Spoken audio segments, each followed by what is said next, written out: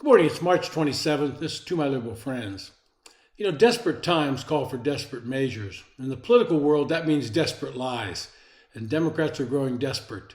There's a growing uneasiness in the Biden campaign offices that Joe Biden is mired in bad polling numbers, and nothing he does seem to solve the problem. As I said yesterday, Biden's message has been one of fear and shaming Americans. His decisions seem to be based primarily on race, gender, or sexual orientation, and merit has been left behind. The result has been a disapproval rating staying somewhere in the high to mid-30s range. And last week, Joe Biden took to the campaign trail in Nevada. Now, this has been a reliable state for Democrats with a strong union presence in Las Vegas and Reno. In 2020, Biden carried the state with 50% to 47%, which is just over a 300,000 vote margin. It would be expected that Biden would coast to victory in the Silver State. There's also a critical Senate race in that state with the incumbent, Jackie Rosen, expected to face a strong challenge. The primary for a Republican opponent is not until June 11. Sam Brown, a decorated veteran as a West Point graduate, leads in the Republican polls as neck and neck between the two in current polling. Moving back to the presidential race, Trump holds a 4.3% edge on Biden, and that has to concern the Biden camp.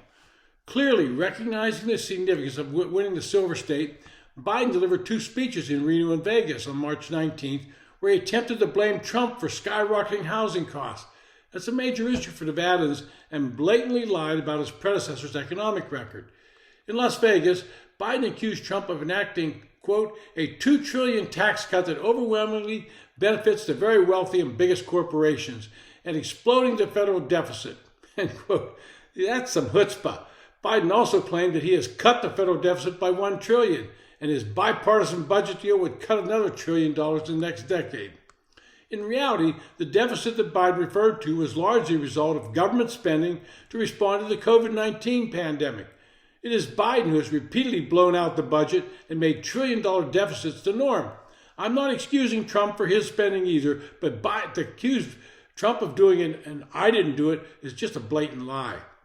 According to the nonpartisan Congressional Budget Office, despite tax revenues being $237 billion higher than anticipated, the deficit for fiscal year 23 was 76% higher than projected before Biden took office.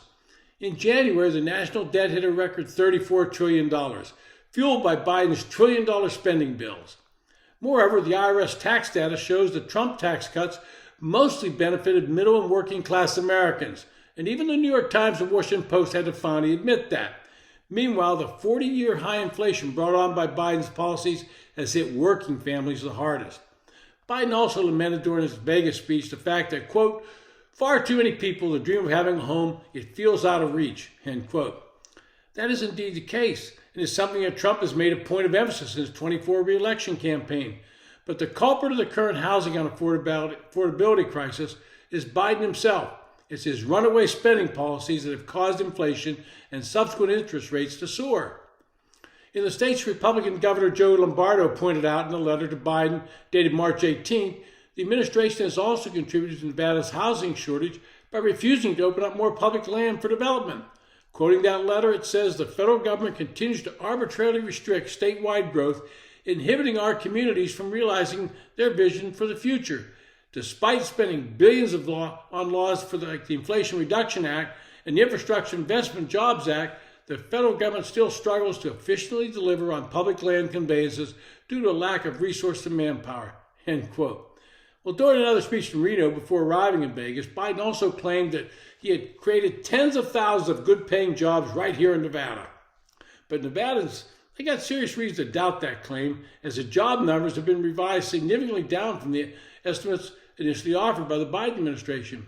In 2023 alone, the government overstated nationwide job growth by at least 439,000 jobs. A record high 8.7 million Americans also now hold multiple jobs, making the employment situation far less rosy than Biden's letting on. Yes, you're employed, but you got to work two jobs to make what you need to live. In short, many voters in Nevada throughout the country simply aren't experiencing the phantom economic boom Biden keeps talking about. And here's where the rubber meets the road. Biden made a statement on a radio interview that Trump, quote, despises Latinos. The Hispanic vote makes up about 19% of the voting population in Nevada. In 2020, Biden won the Latino vote in Nevada 56% to 37% over Trump. And while there's not been a Latino-specific statewide polling in Nevada this year, a new survey out of the New York Times on March 2nd shows Trump leading Biden by 6 points with Hispanics 46 to 40. A devastating collapse in support after Biden won 66% of the Hispanic vote nationwide 4 years ago. Now, most experts put the number of illegal crossings at between 8 and 10 million since Biden took office. And Democrats, they don't seem to want to secure the border because they're betting this is winning for them with Hispanic voters. But the polling shows they may have made a major miscalculation. When you have this many unskilled migrants pouring into the country, they will start looking for work. They will particularly look at the building trades industries. Let me give you an example. In 2005, I was finishing a new house in Clifton, Virginia. We were sodding the lawns, and 2 tractor trailers pulled up with sod on pallets. The head man asked me if they intended to lay the sod. And I told him, yeah, I thought they'd be doing it tomorrow. He then said, quote, my guess is they'll have 10 Mexicans doing it. I shrugged my shoulders and said, yeah, I guess. He then told me that he was from Warrenton, Virginia, about 40 miles down the road. His buddies used to work on building houses in Fairfax County, but now the jobs were all going to immigrants. They were willing to work for less.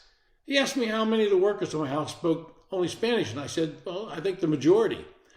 These migrants pouring across the border will compete for many jobs with Hispanic and black workers. They will work for less and get the jobs. This is the part that the Democrats have not figured out in their equation, and why I suspect that many Hispanic and black voters are turning against Biden and his fellow Democrats. This has been To My Liberal Friends. Thanks for listening.